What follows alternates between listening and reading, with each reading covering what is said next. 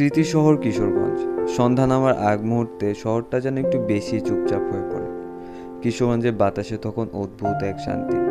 ঠিক এমন এক বিকেলে অয়ন ফিরে এসেছিল ছোটবেলার সেই শহর কিশোরগঞ্জে, প্রায় 10 বছর পর।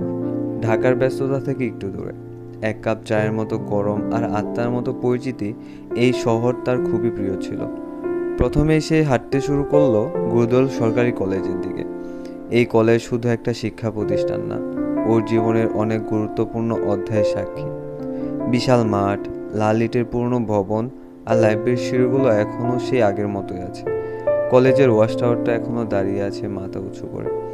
এটা ছিল তাদের গোপন ঘাঁটি। বন্ধুদের সাথে আড্ডা, কবিতা লেখা, প্রথম প্রেমের স্বপ্নগুলো এখান থেকে জন্ম নিয়েছিল। ওয়াচ টাওয়ারের পাশে ছিল সেই পুরনো স্টেডিয়াম। এখন হয়তো আগের মতো ভিড় হয় না, আলো ঝলমলে খেলা হয় না, কিন্তু অয়ন চোখ বন্ধ করতেই দেখতে পেল দিগন্ত জুড়ে ক্রিকেটের শব্দ, দর্শকদের গর্জন, আর সাদা জার্সি পরা সে নিচে মাঠে দৌড়াচ্ছে। এক সময়ও কিশোরগঞ্জ জেলার হয়ে খেলত। সেই পুরনো গ্যালারিগুলোর একটায় বসে থাকা তার বাবার গর্বিত মুখটা যেন আবার ভেসে উঠল। হঠাৎ সে বুঝতে পারল, মানুষ যতই বড় হোক, যতই দূরে যাক, তার শেকড় থাকে ঠিক এখানে। গুরুদল সরকারি কলেজের প্রতিটি দেয়াল, ওয়াচ টাওয়ারের প্রতিটি সিঁড়ি আর স্টেডিয়ামের প্রতিটি করতলি যেন ওর স্মৃতির খাতায় লেখা পাতাগুলো। রাত হয়ে এলো, কলেজের গেট ধীরে ধীরে বন্ধ হয়ে গেল, ওয়াচ টাওয়ারের বাতি নিভে গেল, আর স্টেডিয়ামের মাঠে শুধুই নীরবতা।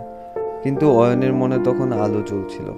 শহরটা বদলায়নি, সে জানে আবার আসবে এই শহর, এই জায়গাগুলো। বিষয়টা গল্প হলেও সত্যি, কারণ আপনি নিজের গ্রাম ছেড়ে যতই দূরে থাকেন না কেন, যতই সুখে থাকেন না কেন, কিন্তু আপনার মনে সেই অরিজিনাল সুখ যেটাকে বলে, মানসিক শান্তি যেটাকে বলে, সেটা কিন্তু আপনি যত দূরে থাকেন, যত ভালো থাকেন না কেন, আপনি সেই শান্তিটা পাবেন না। এই শান্তিটা আপনি তখনই পাবেন যখন আপনার নিজের জেলা বা নিজের গ্রামে আপনি আসবেন, নিজের বন্ধু বান্ধবের সাথে যখন একটু সময় কাটাবেন, যখন আপনার পরিবারের প্রিয় মানুষগুলো আপনার পাশে থাকবে, যখন একসাথে আড্ডা দেওয়ার মুহূর্তে পুরোনো দিনের স্মৃতিগুলো মনে করবেন। এটাই হচ্ছে মানসিক শান্তি, আমি যতদূর মনে করি, কারণ এর থেকে শান্তি আর কোথাও পাওয়া যায় না। আর এই ভিডিওটি করা হয়েছিল পয়লা বৈশাখের দিন। সময় সুযোগের অভাবে ভিডিওটি আমি আপলোড দিতে পারিনি, কারণ হচ্ছে যে ভিডিওটি আমি আমার একটা ফ্রেন্ডের কাছ থেকে কালেক্ট করেছি। যাই হোক, আপনাদের যদি ভালো লাগে অবশ্যই একটি লাইক দেবেন। ভালো থাকবেন সবাই। আসসালামু আলাইকুম।